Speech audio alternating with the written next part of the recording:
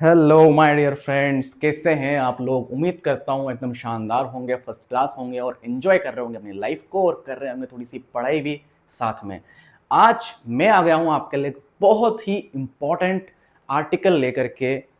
और इस आर्टिकल का नाम है आर्टिकल नंबर 19।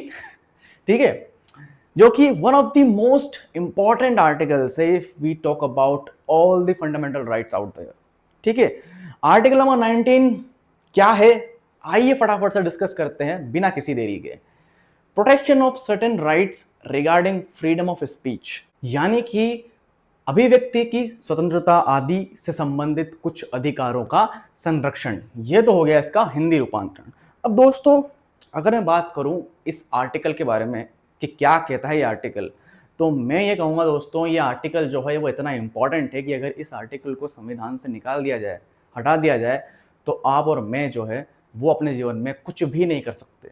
जी हाँ दोस्तों, it is the basic most fundamental right of independence, जो कि आपको कुछ भी करने का अधिकार देता है। आपके जीवन में आप अपने हिसाब से जी सकते हो, अपने हिसाब से रह सकते हो, कहीं भी घूम सकते हो, कुछ भी खा सकते हो, आपकी मर्जी पड़े जो कर सकते हो। लेकिन क्यों कर सकते हो? क्योंकि ये आर्टिकल आपके संविधान में मौजूद है। अगर इस आर्टिकल को हटा दिया जाए तो आप कुछ भी नहीं कर सकते हैं। ठीक है, बस एक महत्वपूर्ण बात दोस्तों वो ये है कि आपको कुछ भी करने का अधिकार है। इसका मतलब ये नहीं कि आप कुछ भी कर सकते हैं। भाई, आप कुछ भी कर सकते हैं, इसका मतलब ये हुआ कि आप ऐसा कोई भी काम कर सकते हैं जो पब्लिकली और सोशली एक्सेप्टेबल है और देश के लिए खतरा नहीं है। अब मान लो कल को मेरा मन हुआ, मेरे को एटम बम बनाने की इच्छा हो रही है और मेरे को एटम बम का ट्रायल करना है, तो मैं एटम बम बनाने चला गया किसी फैक्ट्री में और एटम बम फोड़ रहा हूँ। इस आर्टिकल के अंदर पूरे 5 क्लॉजेस हैं। फर्स्ट जो क्लॉज है जिसके अंदर हम पढ़ने वाले हैं, सभी प्रकार की वो आज़ादियाँ जो आपको दी गई है कि आप ये कर सकते हैं, वो कर सकते हैं, लेकिन क्लॉज नंबर 2 से क्लॉज नंबर 5 तक प्रतिबंध लगाए गए हैं इन सभी आर्टिकल्स के ऊपर, ताकि कोई भी व्यक्ति जो है इन आर्टिकल्स का मिसयूज ना कर सके देश के खिलाफ और पब्लिक सेफ्टी के खिलाफ। तो दोस्तों, आइए बिना किसी देरी के बात कर लेते हैं इस आर्टिकल के क्लॉज नंबर 1 की। All citizens shall have the right a to freedom of speech and expression, यानी कि दोस्तों भारत के प्रत्येक नागरिक के पास ये अधिकार है कि वो अपनी बात बोल सकता है और अपने आप को अभिव्यक्त कर सकता है। अब अभिव्यक्त करने का मतलब क्या है दोस्तों?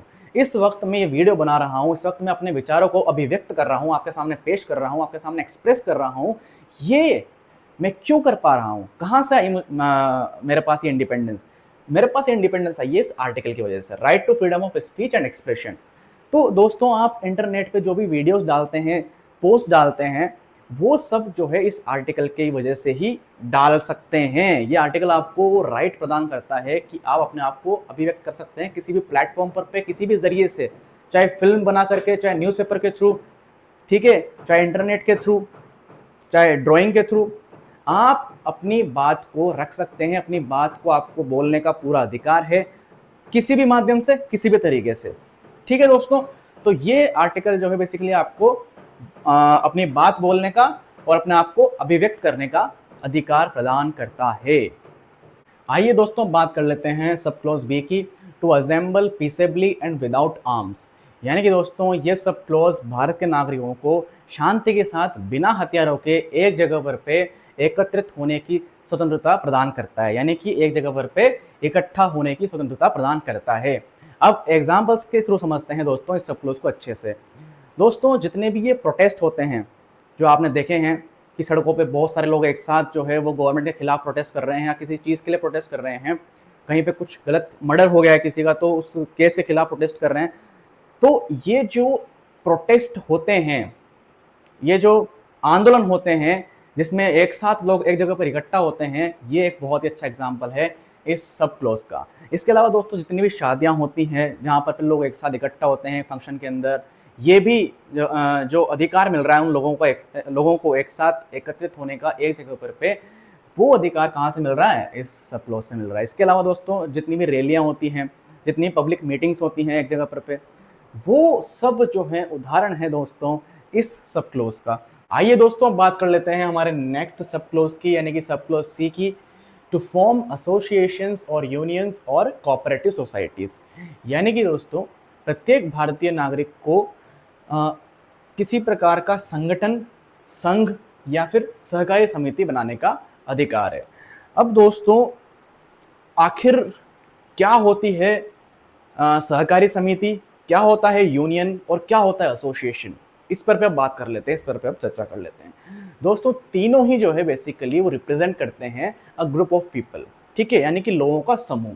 तीनों है तो लोगों का समूह ही, पर तीनों में अंतर है। ये जो तीन टर्म्स हैं, ये तीनों ही टर्म्स अलग अलग है। अब दोस्तों, अगर मैं बात करूं एसोसिएशन की, तो हम किसको एसोसिएशन कहेंगे? कोई भी ऐसा ग्रुप ऑफ पीपल, लोगों का समूह, जिसकी एक पर्टिकुलर आइडियोलॉजी होती है, एक पर्टिकुलर पर्पस होता है, ऑब्जेक्टिव होता है, जिसको उस ग्रुप के सभी लोग अचीव करने में लगे रहते हैं। कोई भी पॉलिटिकल पार्टी जो है, it is a form of association. They have a particular ideology, particular purpose. इसके अलावा कोई भी एनजीओ जो होता है, जैसे एनिमल एनजीओ है, एनिमल रेस्क्यू एनजीओ है, तो वो लोग क्या करते हैं? They have a particular purpose to save animals, to rescue animals. इसी प्रकार से आरएसएस जैसा संगठन जो है, वो भी एक एसोसिएशन है। They have a particular ideology, ठीक है। They are a religious and cultural organisation. They will also come under the category of association. तो ये हो गया एसोसिएशन का मतलब। अब दोस्तों, अगर मैं बात करूं यूनियन की, तो यूनियन भी एक समूह होता है लोगों का। It is also a group of people.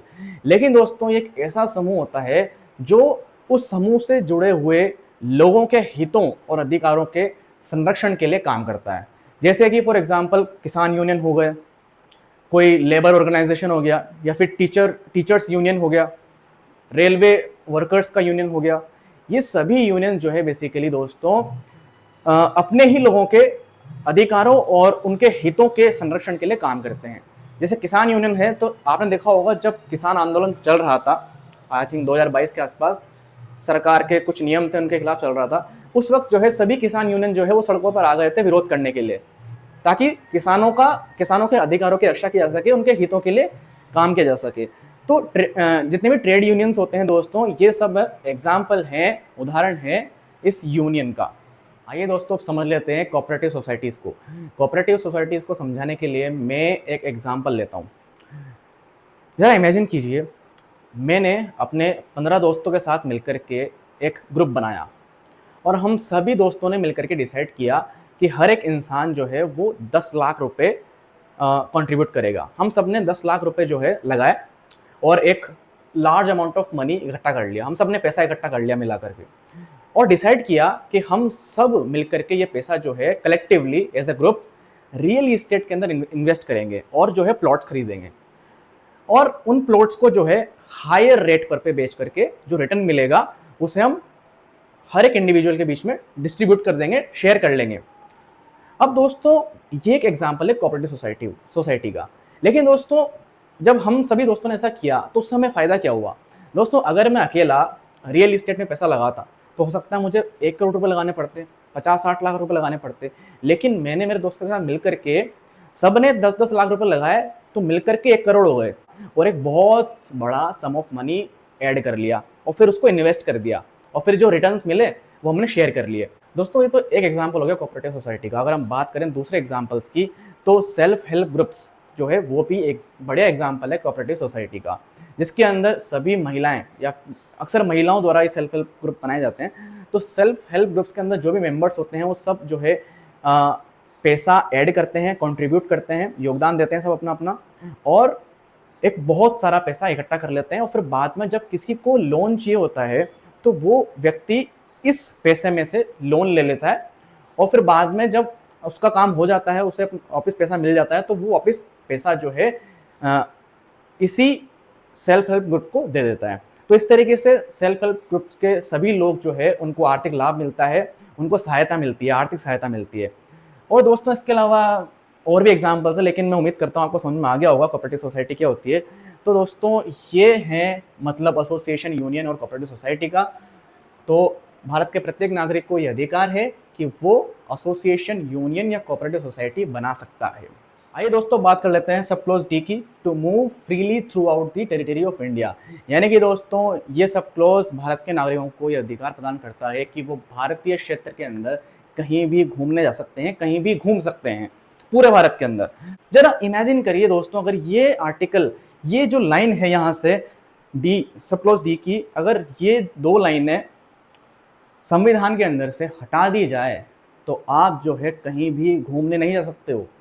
ज़रा इमेजिन करिए, आप जितनी भी ट्रिप्स बनाते हैं कि आज गोवा चलेंगे, कभी लद्दाख चलेंगे, कभी मेघालय चलेंगे, तो ये जो आर्टिकल है ना, ये जो सब क्लॉज डी है, इसी आर्टिकल की वजह से आप घूम सकते हो, एंजॉय कर सकते हो अपनी लाइफ को और कहीं भी भारत में घूम सकते हो। अब बात कर लेते हैं सब क्लॉज ए की, to reside and settle in any part of the territory of India. यानी कि दोस्तों भारत के किसी भी क्षेत्र के अंदर, किसी भी राज्य के अंदर, किसी भी शहर के अंदर, किसी भी जिले के अंदर, किसी भी गांव के अंदर आप जा सकते हैं और वहाँ पर पे आराम से रह सकते हैं, वहाँ अपना निवास बना सकते हैं, अपना घर बना सकते हैं और आराम से रह सकते हैं। ठीक है, तो कितनी बड़ी बात है ना, ये जो आर्टिकल है, ये जो क्लॉज है, आपको कितना जो है इंडिपेंडेंस देता है कि आप भारत के क्षेत्र के अंदर कहीं भी जाइए। आप मान लो आप कश्मीर में रहते हैं और आप चाहते हैं कन्याकुमारी में रहना, अपना घर बनाना, तो आप आराम से बना सकते हैं, कोई नहीं रोकने वाला आपको। आराम से वहाँ जाइए, जो भी लीगल प्रोटोकॉल से पूरे करिए और अपना आराम से वहाँ पर प्लॉट खरीद के मकान बनाइए। ये अधिकार आपको दे रहा है ये हमारा प्यारा सा आर्टिकल। यानी कि पूरे भारत में आप कहीं भी रह सकते हैं, आराम से रह सकते हैं बिना किसी असुविधा के। आइए दोस्तों बात कर लेते हैं सब क्लॉज जी की। लेकिन एक मिनट दोस्तों, आप सोच रहे होंगे कि ना ई के बाद तो एफ आता है, तो ये जी कहाँ से आया? तो दोस्तों इसके पीछे की कहानी ये है कि हमारा जो सब क्लॉज एफ है वो सरकार द्वारा 1978 के अंदर 44th कॉन्स्टिट्यूशनल अमेंडमेंट के जरिए रिमूव कर दिया गया इस आर्टिकल से और भेज दिया गया उसे आर्टिकल 300A के अंदर, जहां पर पे वो एक लीगल राइट के रूप में एग्जिस्ट करता है। यानी कि 1978 से पहले जो है इस आर्टिकल के अंदर पूरे 7 सब क्लॉजेस थे, A B C D E F G, लेकिन एफ को निकाल करके आर्टिकल 300A का हिस्सा बना दिया गया, एक लीगल राइट बना दिया गया फंडामेंटल राइट से हटा करके। तो अब जो है दोस्तों इसमें 6 ही सब क्लॉजेस हैं, ई के बाद डायरेक्ट जी आता है, एफ जो है वो अब यहाँ पर पे नहीं है। तो बात कर लेते हैं इस सब क्लॉज जी की। टू प्रैक्टिस एनी प्रोफेशन और to carry on any occupation, trade और बिजनेस। यानी कि दोस्तों सब क्लॉज जी जो है वो आपको यह अधिकार प्रदान करता है कि आप किसी भी प्रकार का व्यवसाय जो है भारत के अंदर रह करके कर सकते हैं, अपनी मनपसंद बिजनेस कर सकते हैं, अपना मनपसंद ऑक्यूपेशन चुन सकते हैं, जो जिस भी इच्छा का व्यवसाय आप करना चाहते हैं वो आप कर सकते हैं बिना किसी रुकावट के, बिना किसी परेशानी के। तो ये आर्टिकल आपको ये राइट देता है कि आप किसी प्रकार का प्रोफेशन फॉलो कर सकते हैं। तो दोस्तों ये तो बात हो गई उन अधिकारों की, उन राइट्स की, जिनकी वजह से आपका जीवन जो है वो गरिमापूर्ण बनता है, आप अपने जीवन को एंजॉय कर सकते हैं। लेकिन अब हम अगले सेक्शन में बात करेंगे उन रिस्ट्रिक्शंस की, उन प्रतिबंधों की जो लगाए गए हैं हर एक आर्टिकल के ऊपर, ताकि कोई भी व्यक्ति इन आर्टिकल्स का गलत इस्तेमाल नहीं कर सके। तो दोस्तों ये तो बात हो गई उन सभी स्वतंत्रताओं की जो आपको और मुझे मिली है हमारे संविधान द्वारा। हमने पढ़ी कुल 6 प्रकार की स्वतंत्रताएं। अब हम पढ़ेंगे इन स्वतंत्रताओं के ऊपर लगने वाले प्रतिबंधों के बारे में, रिस्ट्रिक्शंस के बारे में। तो दोस्तों आर्टिकल नंबर 19 के क्लॉज नंबर 2 से लेकर के क्लॉज नंबर 6 तक जो है रिस्ट्रिक्शंस दिए गए हैं, जो लगाए जाते हैं आर्टिकल नंबर 19(1) के अंदर दी गई सभी फ्रीडम्स के ऊपर। तो अब डिस्कस कर लेते हैं फटाफट बिना किसी देरी के आर्टिकल नंबर 19(2) को। क्या लिखा है आर्टिकल नंबर 19(2) के अंदर? Restriction on freedom of speech and expression. यानी कि दोस्तों आर्टिकल नंबर 19(2) जो है उसका संबंध है आर्टिकल नंबर 19(1) के सब क्लॉज ए के साथ। ठीक है, हमने सब क्लॉज ए के अंदर पढ़ा था अभिव्यक्ति की आज़ादी, बोलने और अभिव्यक्ति की आज़ादी के बारे में हमने पढ़ा था। अब हम बात करेंगे उस आर्टिकल पर लगने वाले प्रतिबंध के बारे में। तो क्या लिखा है इसके अंदर? दोस्तों एक बात मैं बोलना भूल गया, जितने भी आप में से जो हिंदी मीडियम के बच्चे हैं वो बिल्कुल भी टेंशन ना लें। मैं लिखता इंग्लिश में हूँ लेकिन मैं समझाता हिंदी में हूँ बहुत अच्छी तरीके से, तो आप लोगों को बिल्कुल भी दिक्कत नहीं आएगी, आप बस बने रहिए। और अगर आपको कहीं भी दिक्कत आती है तो आप कमेंट में बता सकते हैं।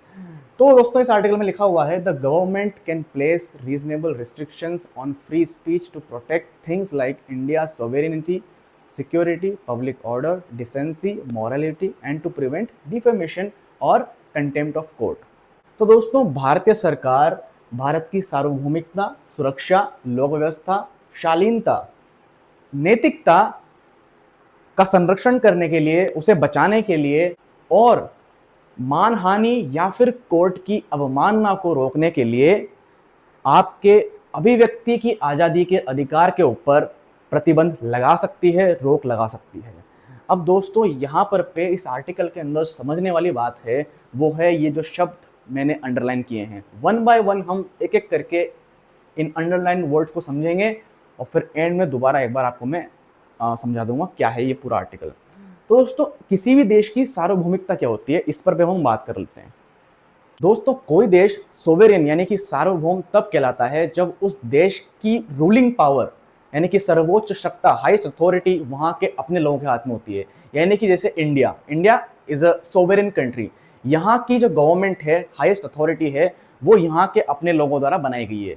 यानी कि इंडिया एक सोवरेन कंट्री है। लेकिन जब ब्रिटिशर्स यहाँ पर आए थे, जब ब्रिटिशर्स ने यहाँ पर पे कब्जा कर लिया था, तब यहाँ के जो भारतीय देश है इसके ऊपर ब्रिटिश सरकार का कब्जा था। तब इंडिया जो है वो एक सार्वभौमिक देश नहीं था।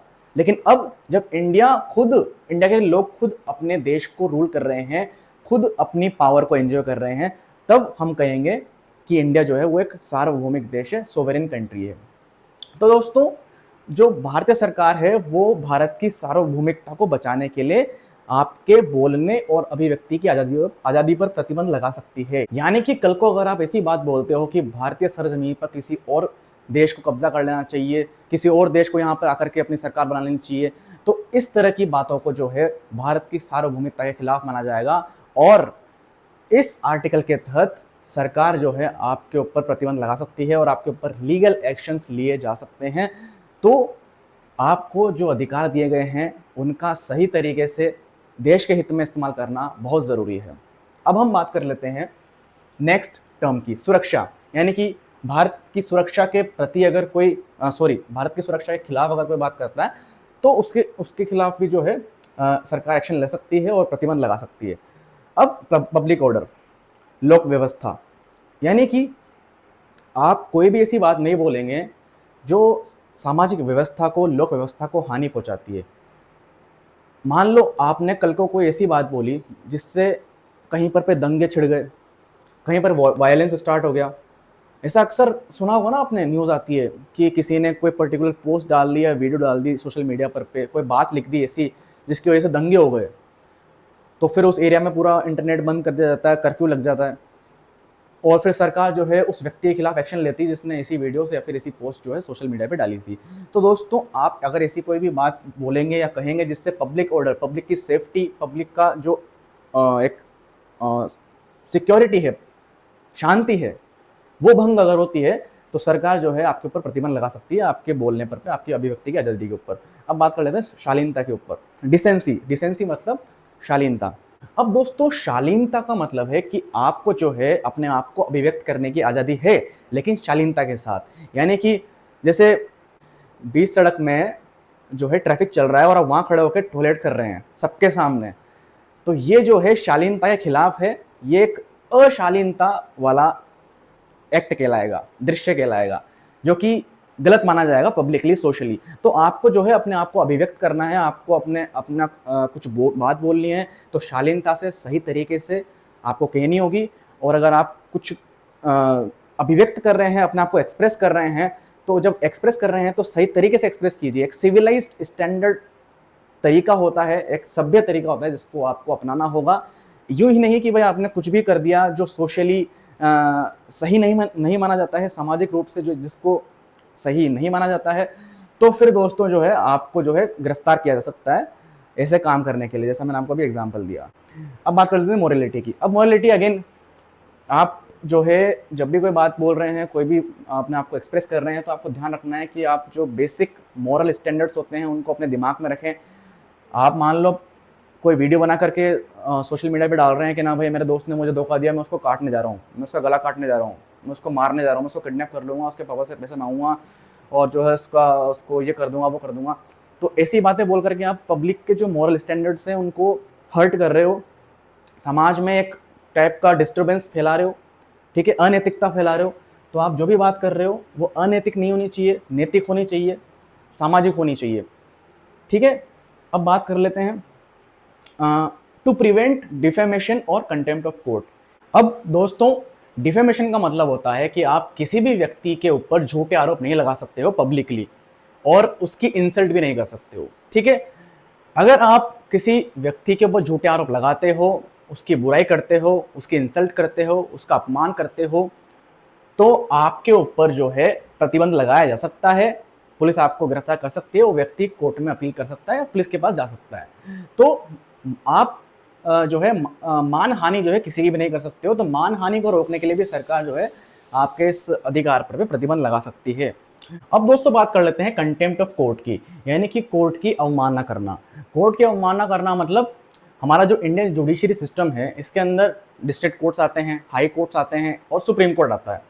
तो दोस्तों अगर कोई व्यक्ति इन कोर्ट्स के डिसीजंस को नहीं मानता है और इनके द्वारा दिए गए डिसीजंस की इंसल्ट करता है या फिर हमारे इंडियन जुडिशरी का मजाक उड़ाता है, ठीक है, और इनके द्वारा दिए गए किसी पब्लिक ऑर्डर को मानने से इनकार कर देता है, तो इस तरह की जो स्पीच होती है, इस तरह की अभिव्यक्ति जो है किसी के द्वारा, उसे प्रतिबंधित किया जा सकता है सरकार द्वारा।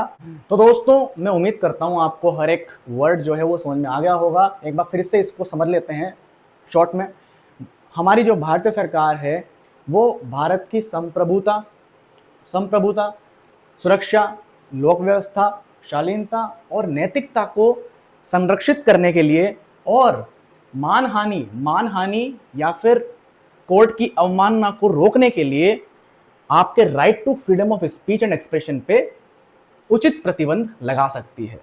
तो आइए दोस्तों बात कर लेते हैं नेक्स्ट आर्टिकल की, आर्टिकल नंबर 19(3) की, रिस्ट्रिक्शन ऑन पीसफुल असेंबली। यानी कि दोस्तों ये आर्टिकल प्रतिबंध लगाता है हमारे उस अधिकार पर पे जिसमें हमें एक जगह इकट्ठा होने का अधिकार है, एक जगह एकत्रित होने का अधिकार है। आर्टिकल नंबर 19(1) के सब क्लॉज बी के अंदर हमने पढ़ा था कि भारत के नागरिकों को यह अधिकार है कि वो एक जगह पर पे एकत्रित हो सकते हैं, एक जगह पे इकट्ठा हो सकते हैं बिना हथियार के, बिना वायलेंस करे, शांति के साथ। तो उस पर प्रतिबंध लगाने की बात हो रही है। The right to hold peaceful meetings can be restricted in the interest of India's sovereignty, integrity and public order. तो दोस्तों भारत सरकार जो है हमारे इस अधिकार पर पे, एक जगह एकत्रित होने का अधिकार पर पे प्रतिबंध लगा सकती है भारत की संप्रभुता, भारत की अखंडता और लोक व्यवस्था के हित के अंदर, ठीक है। अब दोस्तों मैंने आपको सोवेरेनिटी का मतलब समझा रखा है, संप्रभुता, पब्लिक ऑर्डर यानी कि लोक व्यवस्था का मतलब समझा रखा है, लेकिन मैंने आपको अभी तक नहीं समझाया इंटीग्रिटी क्या होता है, अखंडता। दोस्तों इंटीग्रिटी का मतलब है the state of being united as a whole, as a unit. यानी कि दोस्तों एक देश जो है उसकी जो राजनीतिक सीमा होती है, जो पॉलिटिकल बॉर्डर्स होते हैं, उस क्षेत्र, उस पॉलिटिकल बॉर्डर के अंदर आने वाला जो क्षेत्र होता है पूरा, उस क्षेत्र के अंदर हर एक व्यक्ति, हर एक नागरिक ये मानता है कि वो पूरा क्षेत्रफल क्या है, एक देश है, एक यूनिट है। ये जो एकता की फीलिंग होती है ना कि हम एक हैं, पूरा एक देश है, वही कहलाता है इंटीग्रिटी। यानी कि एक देश की अखंडता मतलब वो देश जो है वो पूरी एक इकाई है, हिस्सों में नहीं बटा हुआ है। तो ये होता है अखंडता का मतलब। तो दोस्तों अगर जो है कहीं पर पे कोई पब्लिक मीटिंग हो रही है, कुछ लोग इकट्ठा होकर ये प्लान बना रहे हैं कि हम भारत के टुकड़े कर देंगे, भारत के अंदर रह करके भारत के किसी क्षेत्र को एक अलग देश बनाने की मांग कर रहे हैं, तो वो भारत की अखंडता के खिलाफ माना जाएगा। और इस वजह से अगर भारत की अखंडता पर पे आंच आती है तो फिर हमारी सरकार जो है ऐसे व्यक्तियों पर एक्शन ले सकती है, वो उन पर प्रतिबंध लगा सकती है। तो यही बात इस पे लिखी हुई है। जैसे कि फॉर एग्जाम्पल खालिस्तान की मांग का उठना, भारत में कुछ लोग जो हैं वो खालिस्तान की मांग करते हैं, तो ऐसे जो लोग हैं जो भारत में रह करके भारत के ही किसी क्षेत्र को एक अलग देश बना करके उसे भारत को तोड़ने की कोशिश करते हैं, ये जो प्रक्रिया है, इस तरह की प्रक्रिया को जो है भारत की अखंडता के खिलाफ माना जाएगा और ऐसे लोगों पर सरकार कार्रवाई करेगी। तो हमारी भारतीय सरकार जो है भारत की संप्रभुता, अखंडता और लोक व्यवस्था के हित में इस अधिकार पर पे रोक लगा सकती है। आइए दोस्तों बात कर लेते हैं आर्टिकल नंबर 19(4) की, रिस्ट्रिक्शंस ऑन फॉर्मिंग एसोसिएशंस। यानी कि दोस्तों अब हम बात करने वाले हैं उन रिस्ट्रिक्शंस की जो लगाए गए हैं हमारे एसोसिएशन, हमने पढ़ा था एसोसिएशन, कोऑपरेटिव सोसाइटी या यूनियन बनाने का जो अधिकार है भारतीय नागरिकों का, उस अधिकार पर पे प्रतिबंध लगाने की बात अब यहाँ पर पे इस आर्टिकल में होने वाली है। The government can restrict the formation और functioning of associations if it is necessary for India's sovereignty, integrity, public order और मॉरलिटी। यानी कि दोस्तों भारतीय सरकार वंस अगेन जो है किसी एसोसिएशन की या फिर कोऑपरेटिव सोसाइटी हो गई या यूनियन हो गई, उसकी फंक्शनिंग पर, उसके संचालन पर या फिर उसके निर्माण पर पे प्रतिबंध लगा सकती है भारत की संप्रभुता, अखंडता, लोक व्यवस्था या फिर नैतिकता के हित में। ठीक है, आइए दोस्तों बात कर लेते हैं आर्टिकल नंबर 19(5) की। The freedom to move anywhere in India and live anywhere can be restricted for the general public interest और to protect the interest of scheduled tribes. यानी कि दोस्तों जो भारतीय नागरिकों को अधिकार मिला है कि वो भारतीय क्षेत्र के अंदर कहीं भी घूम सकते हैं, कहीं भी निवास स्थान बना सकते हैं, उस अधिकार पर प्रतिबंध लगाया जा सकता है आम जनहित के लिए और जो हमारी जनजातीय अनुसूचित जनजातियां हैं उनको संरक्षित करने के लिए, ठीक है, उनके हित के लिए। अब दोस्तों जनरल पब्लिक इंटरेस्ट का मतलब क्या है? दोस्तों भारत के कुछ ऐसे क्षेत्र हैं, कुछ ऐसे एरियाज हैं जो थोड़े सेंसिटिव है, वहाँ लोगों का जाना उनके लिए खतरा बन सकता है। जैसे फॉर एग्जांपल कश्मीर का कुछ एरिया है जो कि काफ़ी ज़्यादा सेंसिटिव है उनकी सेफ्टी के लिए, वहाँ पर पे अक्सर आतंकवादी हमले होते रहते हैं, तो सरकार ऐसी जगहों पर पे आम लोगों का जाना प्रतिबंधित कर सकती है उनकी सेफ्टी के लिए। और दोस्तों कहीं पर पे कुछ नेचुरल कैलामिटी आई हुई है, जैसे उत्तराखंड के अंदर लैंडस्लाइड्स हो रही हैं, वहाँ पर पे बादल फट रहे हैं, तो ऐसी जगहों पर भी जो है पब्लिक का जाना प्रतिबंधित किया जा सकता है गवर्नमेंट के द्वारा। अब दोस्तों बात कर लेते हैं हमारे शेड्यूल्ड ट्राइब्स की, यानी कि अनुसूचित जनजातियों के बारे में। दोस्तों जनजातियां जो हैं, भारत के अंदर बहुत सारी जनजातियां रहती है और ये जनजातियां जो है अक्सर जंगलों में रहते हैं और एक साथ इनकी एक अलग से जो है एक सोसाइटी होती है, एक कल्चर होता है, एक सिविलाइजेशन होता है। तो भारतीय सरकार जो है इनका संरक्षण करने के लिए जो है नॉन ट्राइबल पॉपुलेशन का इनके इलाके में जाना और वहाँ पर पे प्लॉट्स खरीदना, मकान बनाना, जमीन खरीदना, इन सब एक्टिविटीज़ के ऊपर प्रतिबंध लगा सकती है अगर सरकार को लगता है कि वो एरिया सेंसिटिव है। ऐसा जरूरी नहीं है, लेकिन अगर सरकार को लगता है कि वो ट्राइबल एरिया थोड़ा सेंसिटिव है, वहाँ का कल्चर जो है वो खतरे में पड़ सकता है, तो फिर जो है सरकार ऐसा सीन देखते हुए आपके इस अधिकार पर प्रतिबंध लगा सकती है। आइए दोस्तों बात कर लेते हैं हमारे लास्ट आर्टिकल यानी कि आर्टिकल 19(6) की। हमने आर्टिकल 19(1) के लास्ट सब क्लोज जी के अंदर पढ़ा था कि प्रत्येक भारतीय नागरिक को यह अधिकार है कि वो अपना मनपसंद व्यवसाय चुन सकता है, उसे फॉलो कर सकता है। आप कोई सा भी प्रोफेशन कीजिए, कोई सी भी नौकरी कीजिए, कोई सा भी बिजनेस खोलिए, आपको आज़ादी है पूरी पूरी। लेकिन उसी आज़ादी पर जो है कुछ प्रतिबंध लगाए गए हैं इस आर्टिकल के तहत। The government can regulate businesses, require professional qualifications and even run certain trades और industries exclusively through the state if it serves the public interest. अब दोस्तों यहाँ पे जो भी लिखा है उसको मैं आपको सिंपल सरल भाषा में समझाता हूँ। गवर्नमेंट जो है आप जो व्यवसाय कर रहे हैं उसको रेगुलेट कर सकती है फॉर द पब्लिक इंटरेस्ट, यानी कि आम जन के हित के लिए गवर्नमेंट चाहे तो ये चेक कर सकती है, ये कंट्रोल कर सकती है, रेगुलेट कर सकती है, वो छानबीन कर सकती है कि आप क्या कर रहे हैं, आप कौन सा व्यवसाय कर रहे हैं। मान लो आपने एक कंपनी बना रखी है, आपका एक बिजनेस है बहुत बड़ा जिसके अंदर बहुत सारे लोग काम करते हैं, तो गवर्नमेंट जो है वो रेगुलेट कर सकती है उस चीज़ को, वो चेक कर सकती है कि आप कौन सा काम कर रहे हैं, आप कैसे काम करते हैं और आप जो है आपका पूरा किस तरीके से आप अपनी कंपनी को रन कर रहे हैं फॉर द पब्लिक इंटरेस्ट। उसके अलावा दोस्तों यहाँ लिखा है कि गवर्नमेंट जो है किसी पर्टिकुलर प्रोफेशन के लिए कुछ बेसिक प्रोफेशनल क्वालिफिकेशंस जो है वो डिसाइड कर सकती है। फॉर एग्जांपल आपको डॉक्टर बनना है तो उसके लिए ये कंपलसरी है कि आपके पास एक मेडिकल डिग्री होनी चाहिए। ऐसा नहीं है कि कल को मान लो मेरी इच्छा हो रही है कि मैं कल को हॉस्पिटल खोलूंगा और जो है लोगों का इलाज करूंगा, यानी कि मैं डॉक्टर बन जाऊंगा, लेकिन मेरे पास मेडिकल डिग्री नहीं है, तो अगर मैं ऐसा करता हूं तो गवर्नमेंट जो है मुझ पर प्रतिबंध लगा सकती है। तो गवर्नमेंट जो है बेसिकली वो कुछ प्रोफेशंस के ऊपर प्रोफेशनल क्वालिफिकेशंस जो है वो इंप्लीमेंट कर सकती है कि आपको जो है एलिजिबिलिटी जो है प्रूव करनी पड़ेगी, तभी आप ऐसे प्रोफेशंस जो है उनको फॉलो कर सकते हैं। अब दोस्तों इसके बाद लिखा हुआ है कि कुछ ऐसे बिजनेसेस हैं, कुछ ऐसे सर्विसेज हैं जिनको आप फॉलो नहीं कर सकते हैं। क्यों नहीं कर सकते हैं? क्योंकि उन पे केवल गवर्नमेंट का अधिकार है, सरकार का अधिकार है। अब इसको एक एग्जाम्पल समझते हैं। अब आप कंसिडर कीजिए इंडियन रेलवेज को। हमारा जो इंडियन रेलवे नेटवर्क है वो केवल गवर्नमेंट के हाथ में है, इंडियन रेलवेज गवर्नमेंट के द्वारा हैंडल किया जाता है। ऐसा नहीं कि कोई भी प्राइवेट पर्सन जो है, कोई भी एक इंसान जो है, आप या मैं कल को जाकर के कॉन्ट्रैक्ट ले लें और अपना ही एक रेलवे नेटवर्क बना लें, अपनी खुद की एक ट्रेन निकाल दें। कभी सुना है ऐसा? तो ऐसा हम नहीं कर सकते हैं। क्यों नहीं कर सकते हैं? क्योंकि दोस्तों ऐसे बिजनेसेस जो हैं वो काफ़ी सारे लोगों को अफेक्ट करते हैं।